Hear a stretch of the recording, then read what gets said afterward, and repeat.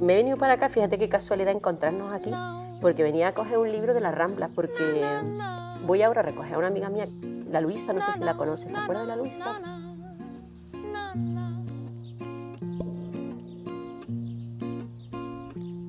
Estamos participando en una cosa muy bonita, un documental que se llama Creer para crear. Y en ese documental un poco se pone en valor esos talentos jóvenes que tenemos en Córdoba de diferentes disciplinas. Y fíjate tú qué casualidad encontrarte a ti, que es una inspiración para un montón de gente. O sea que cuéntame un poco también qué fue lo que te llevó también a estudiar. ¿Arte dramático? Sí. Pues yo siempre lo digo, lo tengo súper claro. A mí mis padres me apuntaron a ballet a los 4 años y el hecho de haber sido bailarina y estar subida a un escenario desde esa edad... Es que yo cuando me subía al escenario yo ya no era solo bailar, yo interpretaba. Tú eras una teatrera. Era súper teatrera. Yo recuerdo que mi profesora de ballet, Maruja Caracuel, que yo ahora soy muy amiga de su hija Tania, que también tiene una escuela, me daba siempre los solos, ya independientemente si yo bailaba mejor o peor, pero siempre me los ponía porque, como tú dices, era muy teatrera y los interpretaba mucho, ¿no? Lo vivías con pasión, lo vivía con ¿no? mucha pasión. Y el hecho de estar subida a un escenario... es lo que me impulsó a querer estudiar arte dramático. Yo te voy a decir una cosa, yo creo que la ciudad de Córdoba ha tenido gran importancia en el hecho de que yo quisiera ser actriz, porque... No me digas, ¿sí? Sí. Fíjate, ahora me emociono incluso contándolo. Porque a mí se me ha puesto el pelo, mira, no tengo mucho vello, pero me ha puesto como escarpia. Fíjate, yo recuerdo de pequeña ir caminando por el casco antiguo, ¿no? Cruzando la puerta de Almodóvar, entrando en la mezquita, yendo a visitar las caballerizas, y me hacía mis películas siempre y me imaginaba que era un personaje, pues bien, pues o yendo a visitar Medina Zahara, ¿no? Era o bien judía o musulmana, o también que vivía en la época romana, y me hacía mis películas. Qué bonito. Y en parte dije, quiero ser actriz para poder vivir o experimentar. Ser otras personas. Ser otra persona que pudo habitar en la ciudad para mí más bonita del mundo, que es Córdoba. Qué bonito. Y eso creo que es cierto. Una de las razones que hizo que yo quisiera ser actriz. Qué bonito. Pues nada, te voy a dar un besico y nos vamos a ir a echar un cafelín, ¿no? Venga, bonita. Venga.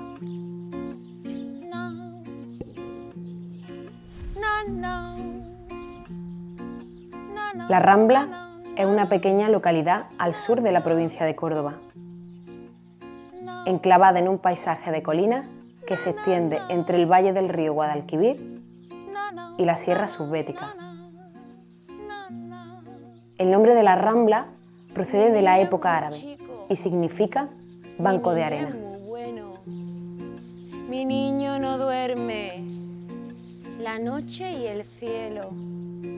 Su madre le canta, su madre le arrulla, su madre y la teta, la noche y la luna, que brilla en el horizonte, que viento el aire perfuma, que brilla en el horizonte, que ceramista, creador y docente, Luis Torres pertenece a esa generación que toma el oficio heredado y lo proyecta hacia el futuro. En su taller, la arcilla se transforma en pajaritas de cerámica que viajan por el mundo bajo la firma Boudery, en piezas conceptuales que dialogan con los grandes retos de nuestro tiempo. Ha sido reconocido con el Premio a la Artesanía de Andalucía en 2019, es impulsor del colectivo cerámico de su pueblo y profesor de técnica cerámica. Además, ha colaborado con diseñadores, músicos y artistas que ven en la cerámica un lenguaje capaz de cruzar fronteras. Qué maravilla, que siga tan vinculado la Rambla con estas raíces, con la tierra, porque en definitiva sale esta industria de la tierra, nunca mejor dicho, y tú estás totalmente vinculado a ella porque tu familia, de hecho, este taller es de tu familia. Sí, a mí me viene de familia, yo siempre lo digo, y a mi familia le viene de pueblo, como decimos, porque mi padre, por ejemplo, no es alfarero porque su padre lo fuera, pero su pueblo sí que lo era, y en la época de mi padre era normal que los niños se fueran a la alfarería a aprender al torno. yo ya nací viendo a mi padre, entonces a mí sí que me ha venido de familia, mi madre pintando, mi padre al torno, y es muy común, yo tengo muchos amigos que tenemos eso en común, que nuestros padres o los negocios familiares de los que hemos vivido es la alfarería. En mi caso, tanto mi hermano como yo hemos decidido continuar con esto, además no directamente, nos ha venido casi ya mayores incluso, pero se nota que lo teníamos ahí, que eso está en la raíz y en algún momento sale la mata. En Montalbán de Córdoba, la tierra del ajo se ha convertido en innovación. Allí nació la abuela Carmen, una empresa familiar que tomó el nombre de una mujer con raíces sólidas y permanentes, que es hoy referente mundial en la producción y transformación del ajo. Ajo negro, cebolla negra, cítricos fermentados, la tradición se reinventa aquí cada día a través de la investigación y la creatividad. Al frente de este proyecto está Natividad Vaquero, heredera de una historia y portadora de su mensaje. Desde su mirada, la empresa se abre a la sostenibilidad, a la innovación alimentaria y a un futuro donde el sabor de la tierra se convierte en valor universal. ¿Y quién es la parte creativa o la persona de tu familia que ha desarrollado más esa vertiente innovadora o creativa? ¿Quién crees tú que puede...? Es que nos viene de familia, porque mi padre ha sido muy inquieto y no se ha conformado con quedarse en cultivar y comercializar ajo, que era lo que hacía en un principio. Entonces él siempre ha tenido esa inquietud de innovar. Le sigue mi hermano, que fue quien es un poco, digamos, el científico de la familia, ¿no? Y el que ideó cómo hacer el ajo negro a nivel industrial, que nos costó mucho hacerlo a escala grande, que es complicado. Porque esa inspiración a él, ¿cómo le viene? ¿O en qué momento decide lo del ajo negro? Siempre hemos estado abiertos a las innovaciones. Y entonces, pues, llegó un momento, un cliente nuestro, cliente de siempre, de décadas, nos dijo: estoy comprando ajo negro en Japón. Y yo quiero que me hagáis vosotros ajo negro. Y dijimos, venga, vamos a hacerlo. Ponernos. Y estuvimos pues 1 año y medio de investigaciones hasta que lo pudimos poner en el mercado. Y algo que hicimos de forma puntual para un cliente, pues se convirtió en vuestro punto fuerte. Sí, sí, de hecho de vez en cuando no le echan cara el cliente.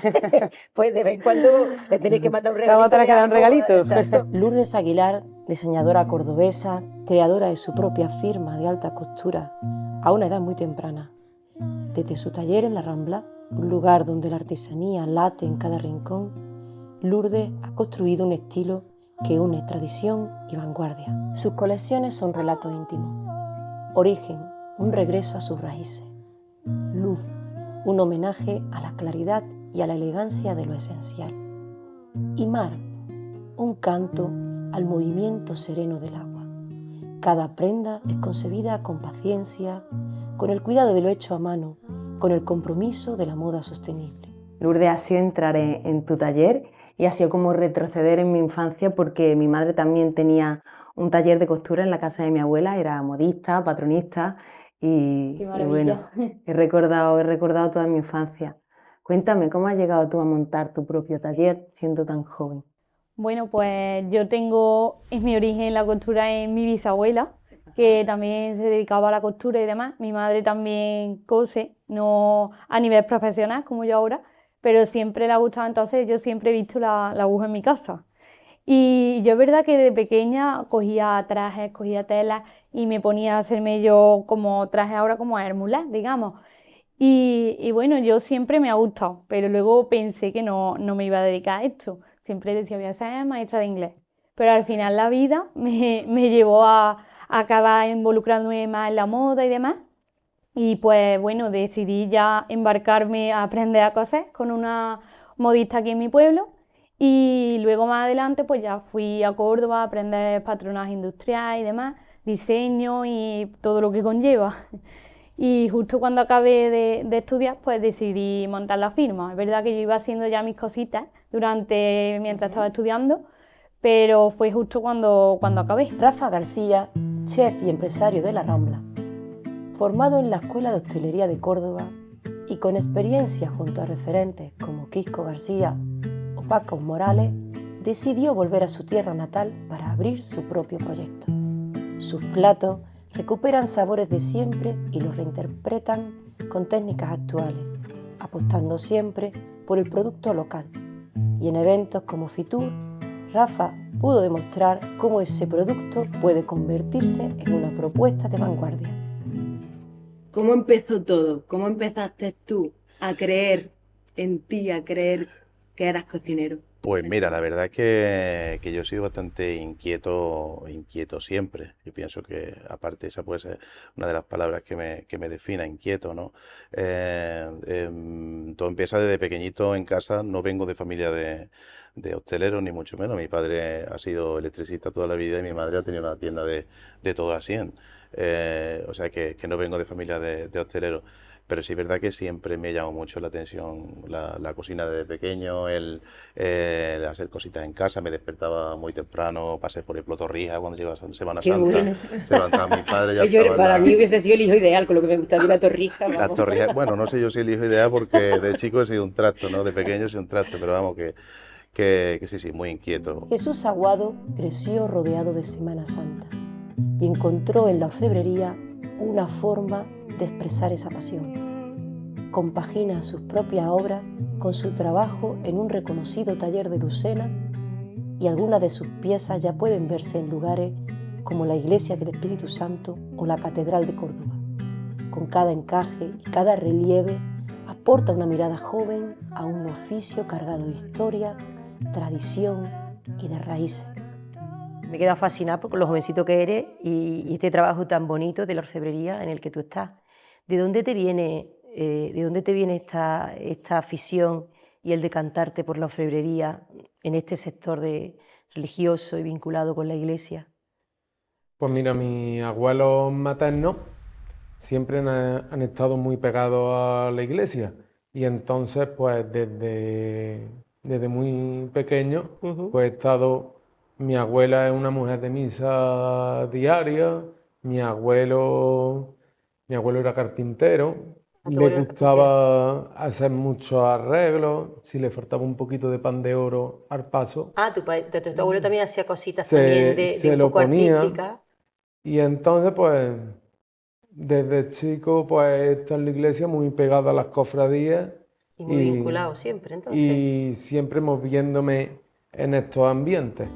Montemayor, en plena campiña cordobesa, es heredero de una larga historia. Aquí estuvo la ciudad romana de Ulia y sobre ese pasado se levantó su actual castillo. La vida de este pueblo ha girado siempre en torno a la tierra y la vid, siendo esta misma la que ha dado identidad a Montemayor dentro de la denominación de origen Montilla Moriles. Pero Montemayor no solo cultiva vino, también cultiva cultura. Cada año, el festival Art Sur convierte sus calles y plazas en un escenario de arte contemporáneo. Esa relación con el arte, la creación y la puesta en escena encuentran en esta localidad un lugar único, un espacio donde la gastronomía, la música y el espectáculo se unen para ofrecer experiencias que trascienden lo cotidiano. Es aquí donde se encuentran Salones del Artista, un espacio que no solo celebra eventos, sino que lo transforma en puro espectáculo. Aquí, cada celebración se convierte en un viaje en el tiempo, con decorados que recrean castillos medievales, caballeros, vikingos y un ambiente que envuelve a los invitados en otra época. El Artista no es solo un salón, es un escenario. El proyecto inicial del Salón de Celebración del Artista era solo y exclusivamente para eventos, o sea, solamente hacíamos bodas, ¿vale? Un fin de semana de agosto, lo recuerdo con mucho cariño, ¿vale? Se nos quedó libre, un sábado no teníamos boda, y entonces, pues, hablando yo con mi hermano, digo, oye, ¿qué podemos hacer? Es que no tenemos nada. Oye, pues vamos a hacer una cena medieval. Hostia, te estoy hablando del 2004. En esa época, en Andalucía eso todavía no se había escuchado nada, ni había mercados medievales, porque eso viene todo de la parte del norte de España, vamos, sí. Por ese conocimiento que yo tengo. Entonces, bueno, yo me fui fijando en eso y dijimos, oye, ¿por qué no? Vamos a hacer una cena medieval. Ahí surgió la primera raíz, digamos, de esto. Fue un éxito rotundo, costó mucho trabajo hacerlo, porque incluso autoconvencer o convencer a los trabajadores de que tenían que vestirse en esa época de medieval ya fue un reto grandísimo. Sí. No querían vestirse, de hecho hubo una especie de complot y todo para no venir a trabajar, pero al final accedieron y pasó todo lo contrario. El efecto fue totalmente lo contrario, porque claro, cuando abrimos se llenó todo, vino gente de la Diputación Junta de Andalucía, fue una cosa bastante sonada y además, ¿qué pasó? Pues bajo la sorpresa de que ya los propios clientes lo que querían es echarse fotos con los camareros. O sea, y entonces pues fue un éxito rotundo, ya todo el mundo quería venir a trabajar para estos eventos. Pienso que los jóvenes hoy en día deben de volver a esa palabra de aprendiz que se está perdiendo. O sea, hay que ser aprendiz para luego poder ser un empresario. Totalmente. Pero claro, para ser aprendiz tienes que ir a un sitio a aprender. Una cosa muy importante que hoy en día vemos es cuánto voy a trabajar y qué es lo que voy a cobrar. Exacto. Y la respuesta es qué es lo que sabes hacer. Yo venía por vocación. A mí el tema de la acrobacia siempre me ha gustado. A partir de mis 18, 19 años empecé a practicarla y hubo un momento que ya decidí tomármelo como un objetivo para llegar a tener un oficio de tal cosa, ¿no? Yo estudié traducción e interpretación. Fíjate, nada que ver con idioma, esto. Viajé, estudié en distintas partes del mundo, viví en alguna parte de estos años de los idiomas, he dado clases de idiomas, he estado de traductor en sitios y al volver a la Rambla yo me reenganché a la cerámica a raíz también de entrar en contacto con la Escuela de Arte de Córdoba, que venían los alumnos a hacer las prácticas. Mi padre había cambiado el material con el que trabajaba, tenía yo ya le veía todo un toque más artesanal, había valorado fuera lo que teníamos aquí, lo que significaba de verdad la artesanía. Y a mí me gustaba, porque a mí me había gustado siempre el tema del arte. Entonces ahí me reenganché y me formé y a los pocos años pues me empecé a dedicar ya de lleno a la cerámica y volví a lo que parecía que yo nunca me iba a dedicar. Mira, lo primero de todo es, como decía mi compañero Javi, que es algo que nos llena, que es vocación, que es algo... Yo, por ejemplo, soy profesor de artes marciales chinas, me dedico al Kung Fu, igual que mi compañero Juan Pedro, somos maestros, y de ahí que podamos desarrollar todo tipo de combates con diferentes armas y demás. Siempre desde pequeño nos ha llamado este mundito y desde que lo hemos conocido, todos los fines de semana poder, digamos que enseñar una muestra, aunque sea medieval o otras temáticas, gusta. Y aparte, pues digamos que es un sitio de unión donde podemos seguir conociéndonos, seguir estando todos los amigos con los que nos hemos criado desde chicos. ¿Cuándo empiezas tú a estudiar la parte de orfebrería? Yo empiezo a estudiar el grado medio de orfebrería cuando termino la ESO, hice el grado medio y después empecé con el superior y antes de terminarlo ya encontré el trabajo en Lucena. Entonces no había terminado y ya estaba... Ya te estaban saliendo trabajos. Qué bien. Pues bueno, a mí ya antes de terminar la carrera ya me decía que yo tenía que venir a trabajar y a conocer un poquito el negocio. Y luego compaginé un tiempo también estudiar y venir por aquí. Y ya cuando terminé la carrera, pues incorporada al 100%. Con una penumbra atrás, ¿qué quieres? Yo no te he dejado entrar. Tú, la sombra de su luz.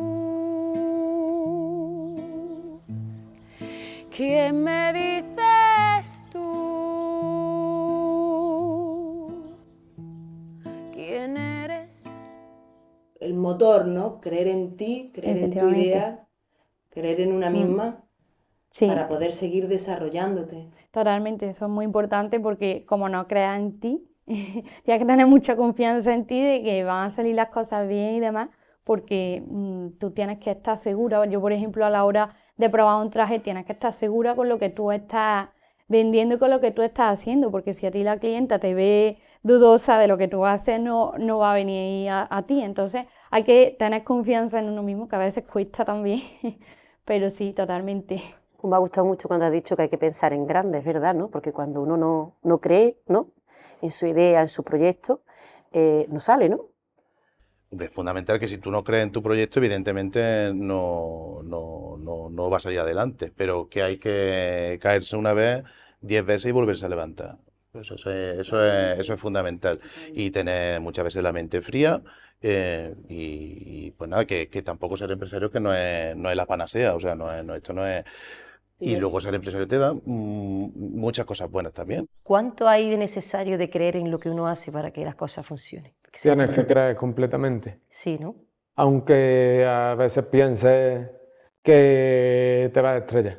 Sí. Hay que creer, hay que trabajar mucho, hay que equivocarse mucho, corregir los fallos, volver a empezar muchas veces y romper muchas piezas, muchos papeles, Equivocarse, ¿no? muchos dibujos, hasta que das con la tecla. Entonces, un poco como que al final equivocarse te ayuda a crear también, porque si no te Siempre. equivocas, sí, ¿no? Aquí en estos trabajos es imposible nacer sabiendo. Claro. Esto, la experiencia la dan los años. Cuando trabajas en una empresa familiar tienes que estar muy implicado. No es como un trabajo que entra y sale, y tienes que creértelo muy bien. Y tienes que apreciar mucho lo que tú estás produciendo, lo que tú estás comercializando. Creer precisamente en lo que estás haciendo, ¿no? Sí. De hecho, yo no solo comercializo estos productos, yo es que soy una fiel consumidora de estos productos. Nuestra carta, o sea, mi cocina en este caso es una cocina, yo la defino como una cocina tradicional, con un toque de vanguardia. Intentamos utilizar productos de cercanía, no siempre es posible, pero sí intentamos utilizar lo máximo posible. Es verdad que tenemos un menú del día súper interesante en el que utilizamos mucho el producto de temporada. ¿Para qué? Para intentar abaratar el coste, que eso es fundamental, y aparte pues dar el mejor producto en el mejor momento. Claro. En cuanto al ajo negro que me comentabas, bueno, pues de la vecina localidad de Montalbán tenemos una gran empresa que es la Abuela Carmen. Qué bonito nombre, la Abuela Carmen. El ajo negro y es un pedazo de producto. Sí, es verdad que, hombre, a mí lo que me pasó, y yo lo cuento ahora con la vista atrás, me parece muy bonito y como que nada es casual, pero que realmente yo no lo contemplé nunca como una idea, un sueño, sino como algo que tenía y no lo veía. Yo siempre digo que hay una frase de un libro de Soetsu Yanagi, que era un pensador y un colector de artesanía de Japón, que fue un inventor de un movimiento artesanal que se llama el Mingei, que él dice que cuando una persona vive al lado de un jardín florido, se inmuniza y ya no huele su aroma. Pues eso es lo que nos pasa en la Rambla. Yo conozco a mucha gente que nos ha pasado lo mismo y a mí me pasó que, bueno, yo esto lo veía y lo daba por hecho, entonces yo a esto no le daba ningún tipo de valor porque ya lo tenía. Y cuando volví es cuando yo dije, yo quiero vivir de esto, y cuando me di cuenta de que, ostras, que vivir de esto no está garantizado, sino que esto es difícil, y ahí es cuando más valor le da. Tanto a lo que hago yo como a lo que han hecho mis padres y que ellos hayan sido capaces de vivir toda su vida de esto. Efectivamente, es una suerte que hemos tenido, la verdad, porque, ni menos aquí en Córdoba, que se mueve muy poco ese tema, que nosotros tengamos esta oportunidad aquí, aunque esté un poquito alejado de Córdoba, pues para nosotros es un placer y una suerte, ¿no? Para el que le guste tanto hacer acrobacias como espectáculos de combate, artes marciales. Aquí hay espectáculos de fuego, cada vez que podemos añadir algo más, cada vez que podemos aprender algo más, y estamos todos muy dedicados en ello, la verdad. Se nota que es por vocación. Sí, yo con clientes lo veo día a día, que valoran la artesanía y un trabajo que es todo a mano, porque al final es que todo va a mano. Desde el patronaje, el diseño, la confección, todo. Y todo sale de aquí, que es lo bueno también, que somos una moda que es 100% Made in Córdoba, pero Made in La Rambla. Olé, totalmente. Sí, no tenemos talleres, todo el taller que tengo yo aquí y de aquí sale todo.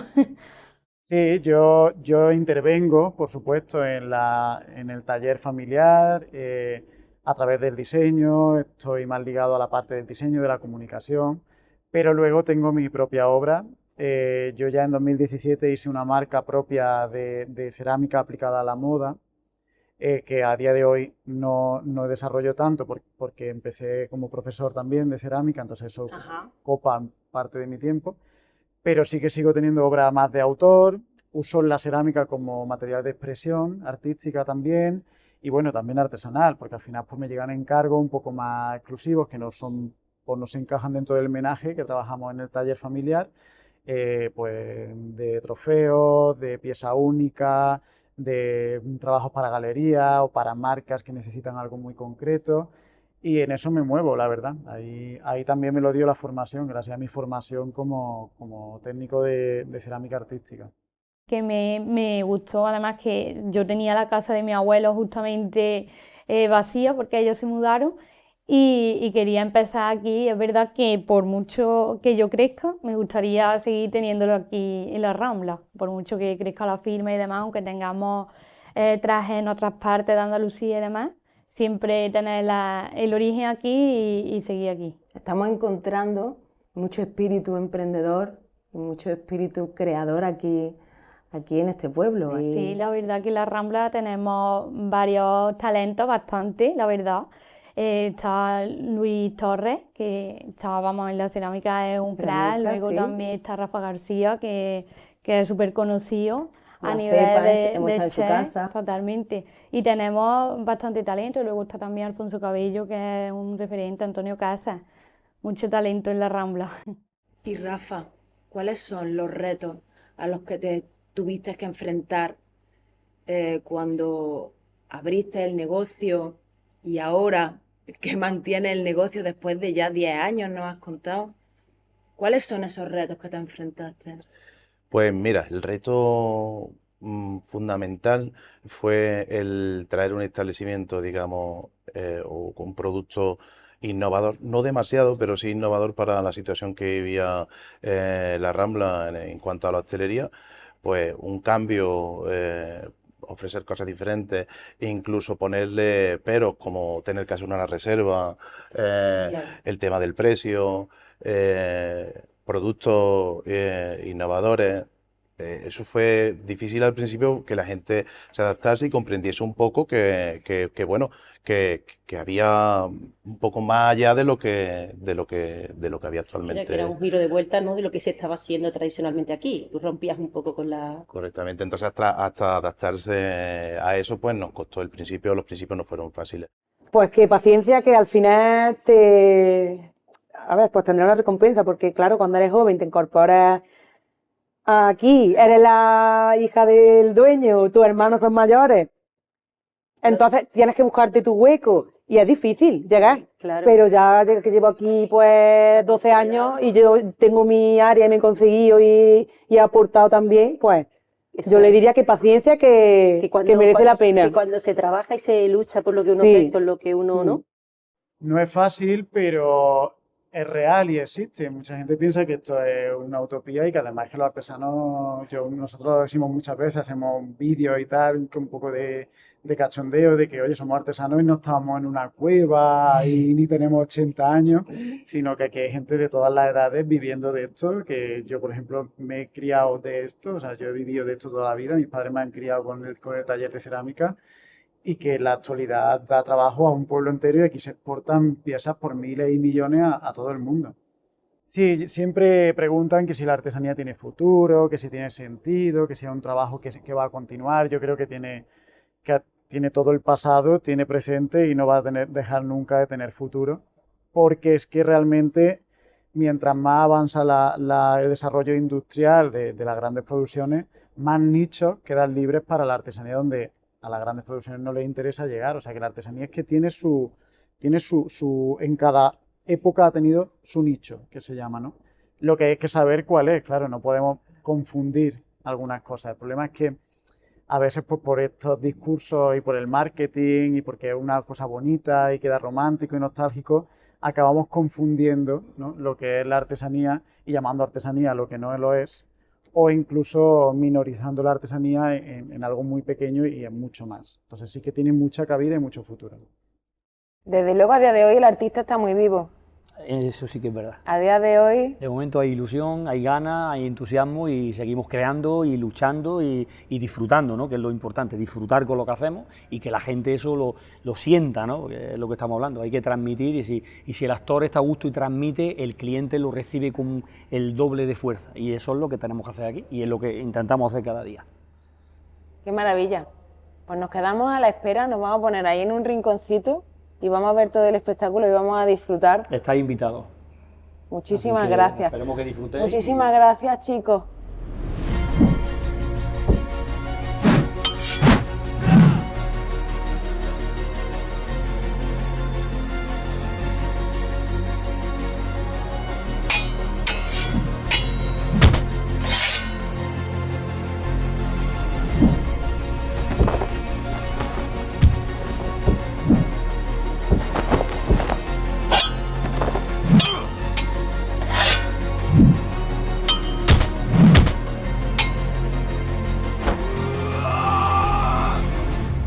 La gente de orfebrería que está vinculada con el sector de la iglesia, de los santos, de los pasos, aquí en Andalucía es donde más nicho de profesional en ese área hay, ¿no? Claro.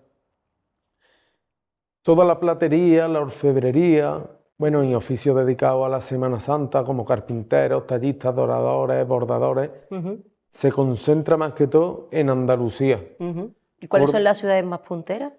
Córdoba es una gran fuente, pero la Semana Santa de Sevilla es donde Más se están moviliza. los talleres más famosos. Entonces, aquí tenemos grandes orfebres, pero tiran más siempre a la joyería. Aunque sea orfebrería, más dedicado a la joyería, con mucha pedrería, combinando colores, plata, oro, algunas veces cobre, metiéndole contrastes con esmeralda, rubí. Claro, mucha gente desconoce que muchos de estos pasos y de estas figuras y tallas pues, tienen 400 años, ¿no? Por ejemplo, el manto este que tenemos detrás nuestro, la saya, la túnica. la túnica, ¿de qué año es? Es del siglo XVIII, Del siglo y es XVIII. la túnica de Jesús Nazareno de la Rambla y es la más antigua que tiene. Fíjate, es una de las más antiguas de aquí. Es la más antigua. La más antigua directamente.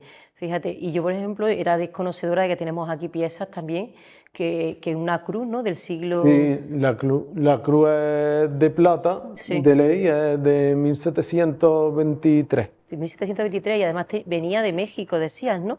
De México. Sí, qué pasada. O sea, que son cosas que mucha gente, tan joven como tú, sorprende, ¿no? Esa capacidad también de ir adquiriendo esa historia que hay detrás de cada una de estas tallas y de cada estas piezas.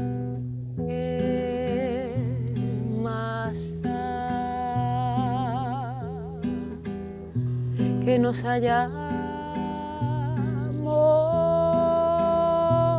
perdido,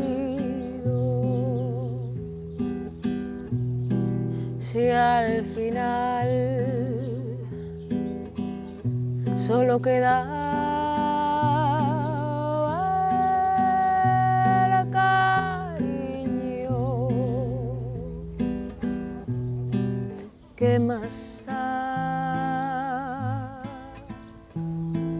¿Qué más da? ¿Qué más da? Si ya te has ido. ¿Qué consejo le daría a los jóvenes que quieren ser empresarios pero no se atreven porque es una decisión difícil y da un poco de vértigo? ¿Qué consejo le daría a esa gente que tiene una idea y que quiere emprender? Pues, ¿qué consejo le daría?